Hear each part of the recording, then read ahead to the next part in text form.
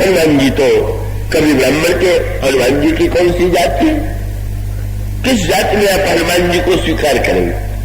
कभी तो आपको ब्राह्मण के रूप में कथा सुनाते हुए दिखाई दे जाएंगे, कभी क्षत्रिय के रूप में लड़ते हुए दिखाई दे जाएंगे, कभी वैश्य के रूप में कुछ ब्याज का ही सौदा करते दिखाई दे जाएंगे, कभी शूद्र के रूप में सेवा करते दिखाई दे जाएंगे। हनुमान जी ने तो जानबूझ करके जाति में जन्म भी नहीं लिया। बोले प्रभु उसमें जन्म ले लेंगे तो समस्याएं बहुत आएंगी, इसलिए समस्त रूपों को हनुमान जी ने अपने जीवन में स्वीकार किया, और जिसको स्वीकार किया इसका पूरा जो श्रेष्ठ से श्रेष्ठ पक्ष है उसे ले लिया, रस ले लिया और गुठली को छोड़ दिया। ब्राह्मणत्व ले लिया पर ब्राह्मणत्व का ज्ञान लिया, ब्राह्मणत्व का अभिमान नहीं लिया। बस ये सूत्र ध्यान में रखेंगे।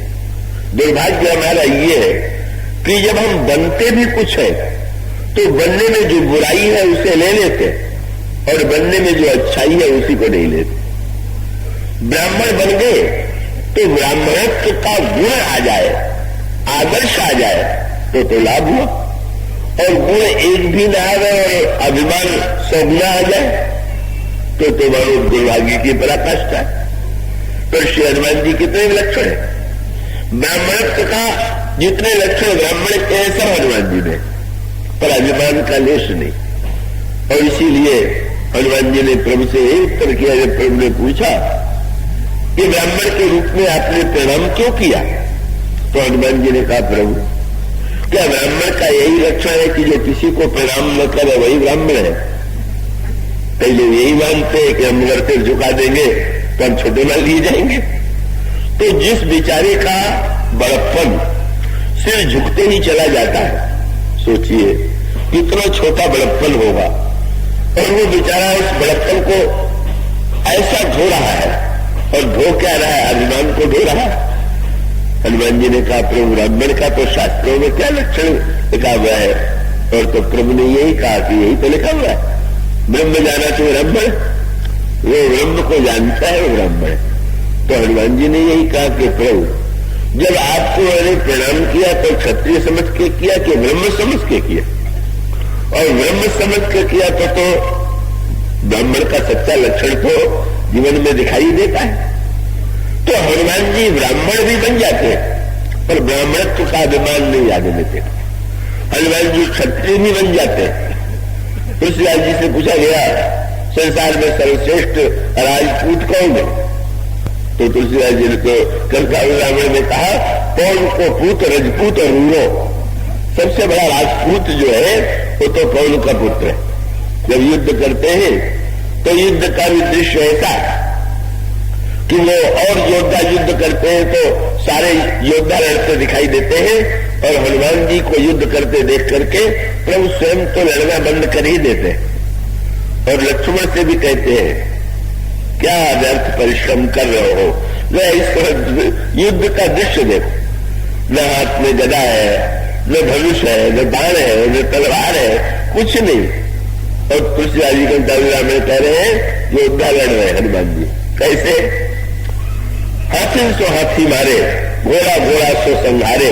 उधर से हाथियों का समूह रावण के सेना का आया तो एक हाथी को उठा करके उन हाथियों पर फेंका, हजारों हाथी एक दूसरे के आघात से गिरते गए, और चारों ओर एक और घोड़ों के द्वारा घोड़ों को गिरा दिया, हाथियों के द्वारा हाथियों को, रथ के द्वारा रथियों को। कैसा विचित्र! हनुमान जी से किसी ने पूछा कि आपने शस्त्र का प्रयोग क्यों नहीं किया?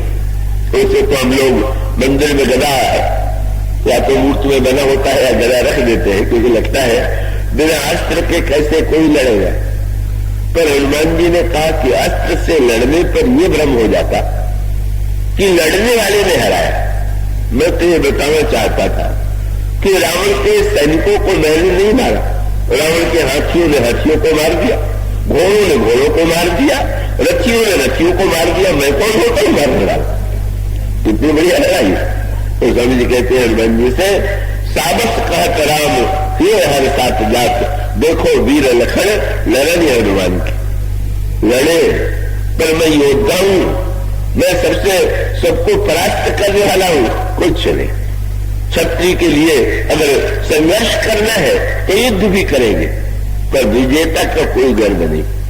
इसीलिए तो वो जो रावण के दोनों गुप्तचर आए, कब वो जब लौट करके गए तो रावण ने पूछ दिया कि ये बताओ कि उस तपस्वी की सेना में कौन कौन से योद्धा है। और तब उन्होंने जो योद्धाओं का नाम लिया, द्विविद, महेंद्र, नील, नल, अंगद, गद, विकटास, दधिमुख, केहरि, निसठ, सठ, जामवंत, बलराज। पूछ दिया, अरे उस बंदर का तो नाम बताओ जिसने नगर जलाया था, वो तो बड़ा ही विचित्र स्वभाव का था। मैंने पूछ दिया कि तुम कौन हो, तो भाषण तो बहुत लंबा दिया पर नाम अपना नहीं बताया। तो उन्होंने यही कहा, महाराज उसके नाम का तो पता नहीं। क्या उसको देखा नहीं? क्या देखा तो उसके नाम का पता क्यों नहीं लगाया? बोले महाराज समस्या ये थी कि जेही पूरे दहेऊ हतेऊ सुत तोड़ा, सकल कपूनमा कई बल थोड़ा। जिसने नगर जलाया और सेना को मारा वो सबसे कमजोर बंदर। ये कौन सा गणित? हनुमान जी तो सबसे बड़े पहलवान है, पर उनका क्या दोष? और जितने बंदर थे वो गरज रहे थे। हनुमान जी ही चरणों में बैठते आंसू बहा रहे थे, तो उन्होंने गणित कर दिया, योद्धा है वो गरज रहे हैं, और जो सबसे कमजोर है वो आंसू बहा रहा है। और उसका अर्थ ही लंका जलाया, सब कुछ किया, पर क्षत्रियत्व को वही छोड़ा है। भगवान को देखा, ब्राह्मणत्व का आनंद ले लिया, ब्राह्मणत्व के अभिमान को वही छोड़ दिया। और उसका कितना अधिक आनंद उन्होंने लिया, सब बन गए। और सब बन जाने के पश्चात भी कब से प्रभु ने यही कह दिया कि सुनसुत तो में नहीं, जैसे कब व्यापार करते हैं हनुमान जी से प्रभु ने कह दिया मैं तो तुम्हारा ऋणी हूं। तो प्रभु ने, हनुमान जी ने यही कहा कि प्रभु अब वो ऋण की बात तो आप जाने ही दीजिए, लेकिन ना तो भगत तो अति सुखदायी में देव कृपा करी अन पाएनी, आपको ब्याज में अपने चरणों की भक्ति दे दीजिए। ऐसे चतुर व्यापारी है, ऐसे योद्धा है, सबको परास्त कर देते हैं। और क्या सुंदर बात, जब प्रभु से कहने लगे कि मेरे पीठ पर बैठ जाइए, तो प्रभु ने पूछ दिया, अभी तो तुम ब्राह्मण बन करके आए थे, अब इस रूप में क्यों आ गए?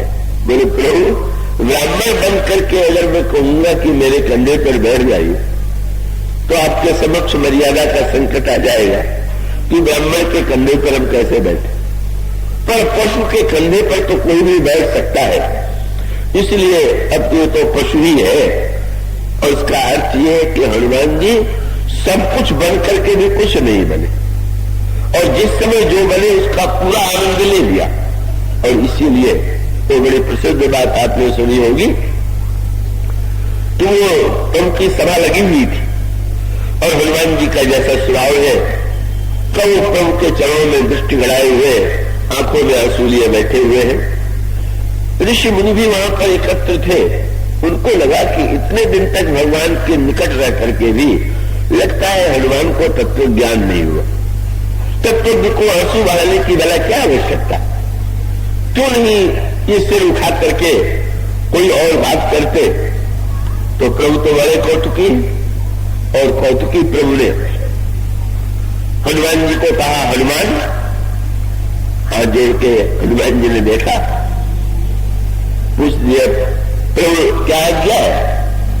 और प्रभु ने पूछ दिया, हनुमान तुम कौन हो? कोहम के स्थान पर प्रभु हनुमान जी से पूछते हैं तुम कौन हो? हनुमान जी ने तुरंत कहा, प्रभु मैं तो आपका दास हनुमान हूं। पर एक शब्द जोड़ दिया, क्या?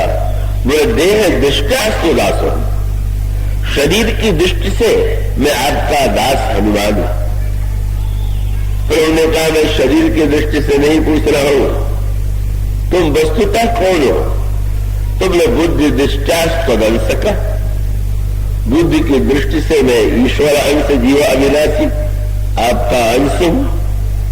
प्रभु ने मुस्कुरा करके कहा, बुद्धि की दृष्टि से नहीं, तत्वतः तुम कौन हो?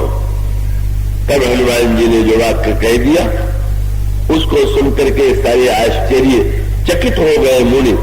हनुमान जी ने यही कहा, देह दृष्टा सिदा दासो हम, बुद्धि दृष्टा चलो सका, और वस्तु तस्तु तमेवा, वस्तुतः तो मैं आपसे अलग कुछ हूं ही नहीं, हम तो आपसे सर्वथा अभिन्न है। इतने निश्चिता मति, ऐसा मेरा दृढ़ निश्चय। और मानो चकित हो गए। और इसका अभिप्राय उन्होंने कहा कि प्रभु फिर भी मैं यही चाहूंगा, मुझे तमेवा हम होते हुए भी मैं तो निरंतर सेवक के रूप में आपकी सेवा करता रहूं, यही मुझे अभिष्ट है। मानो ब्रह्म के रूप में अपने आप को ब्रह्म से अभिन्न कर करके उन्होंने ज्ञान का अभिमान नहीं पाल लिया, तब भी सेवा की व्यग्रता ही हनुमान जी के द्वारा प्रकट हुई। और यही तब हुआ था जब वो लंका से लौट करके आए, चरणों में गिर पड़े और प्रभु बार बार उठाने लगे। बार बार प्रभु चाहे उठावा और नहीं उठते, तो उसमें प्रभु ने भी हनुमान जी से विरोध किया था। हनुमान, सारे संसार के लोग कहते हैं हनुमान तो ज्ञानियों में अग्रगण्य है, पर लगता है कि ज्ञान में कुछ कमी है। क्या कोई ज्ञान में कमी न होती तो चरण से उठा के मैं हृदय से लगाना चाहता हूं तो तुम्हें संकोच न होता? संकोच क्यों होता? इसका अर्थ है कि तुम्हारे मन में यह भावना है कि मैं छोटा हूं, चरण में रहना ठीक है, हृदय में लगना ठीक नहीं। पर हनुमान जी ने जो उत्तर दिया वही वस्तुतः वास्तविक उत्तर है। हनुमान जी ने चरणों को कस के पकड़ लिया और ये कहा कि प्रभु, जब आप स्वयं स्वीकार करते हैं कि चरण और हृदय में कोई भेद ही नहीं है, तो आप मुझे उठा करके हृदय से क्यों लगाना चाहते? और उसका अर्थ क्या? ब्रह्म में भी क्या कुछ ऊंचा और नीचा होता है क्या?